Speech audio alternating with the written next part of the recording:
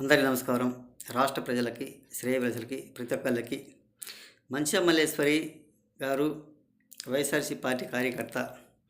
అవునండి, ఇప్పుడు మంచం మల్లేశ్వరి గారు ఏం మాట్లాడుతుంది, ఎలా మాట్లాడుతుంది ఒక్కసారి ఆలోచించి చెప్పండి మీరైనా కానీ. మరి ఆవిడ ప్రభుత్వంలో 2019 నుంచి 2024 వరకు కూడా వాళ్ళ హోం మంత్రి ఎవరు, వాళ్ళ హోమ్ మినిస్టర్ ఎవరు కూడా తెలియదు. మరి వాళ్ళు ఎంత బాగు చేశారో ఒకసారి అందరికీ ఆలోచించి చెప్పండి, ఆలోచించి మాట్లాడండి వాళ్ళతో కూడా.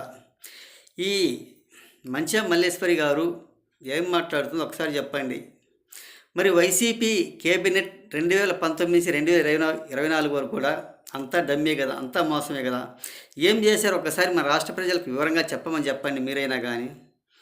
ఆవిడ మాట్లాడే మాటలు ఒక పనికి మాలిన మాటలు, అన్ని మోసపు మాటలు. ఒక సింపతి పొందాలంటే ఎవరు నమ్మరు, నమ్మటానికి ఆస్కారం లేదు. మరి మన ఆంధ్రప్రదేశ్లో ఒక రాజధాని చేయలేకపోయారు, సతికిలపడ్డారు. మరి పోలవరం పూర్తి కాలేకపోయారు, చేయించలేకపోయారు.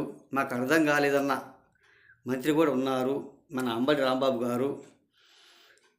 మరి నిరుద్యోగులకు 5 సంవత్సరాలలో ఏ ఒక్క జాబ్ క్యాలెండర్ కూడా ఇవ్వలేకపోయారు.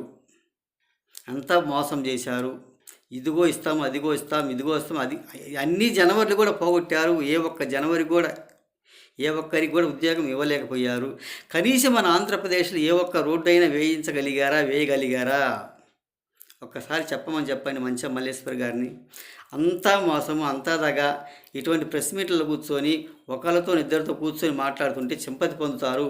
వాళ్ళని అడావుడిగా వాళ్ళని బెదరగొట్టి అదరగొట్టుకుంటూ మాటలు మాట్లాడితే ఎవరు నమ్మరు కదా. అవునా కాదా చెప్పండి ఒకసారి. తమరు కూడా చెప్పాలి కదా, తమరి గారిని కూడా మాట్లాడివ్వాలి కదా. ఈవిడే అడావుడి పెట్టుకుంటూ మాటలు మాట్లాడుకుంటుంటే ఎవరు నమ్ముతారు ఒక్కసారి చెప్పండి. మన ఆంధ్రప్రదేశ్లో 5 సంవత్సరాల పరిపాలన ఏం చేశారు ఒక్కసారి ఆలోచించి మాట్లాడమని చెప్పండి.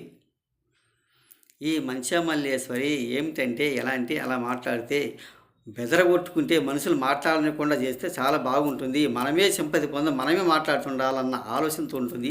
మన రాష్ట్ర ప్రజలకు తెలియంది ఏమిటి 5 సంవత్సరాల పరిపాలన ఒకసారి మాట్లాడమని చెప్పండి. వాటిల్లో ఏ ఒక్కటైనా చేయగలిగారేమో, లేదు కదా. ఒక్కసారి ఆలోచించుకోండి. ఇటువంటి వాళ్ళ మాటలు నమ్మకూడదు. ఏదో 5దో 10దో పరక్కో పావుల వేళ డబ్బులు ఇస్తే సింపతి పొందుదామన్న ఆలోచనతో వచ్చి ఇలా మాట్లాడుతూ ఉంటుంది మంచం మల్లేశ్వరి. కొంచెం ఆలోచించుకో మల్లేశ్వరి గారు. పెళ్ళి అయిందో కాలేదో, పెళ్లి చేసుకుని బ్రహ్మాండంగా ఉండొచ్చు, జీవితం అనుభవించవచ్చు.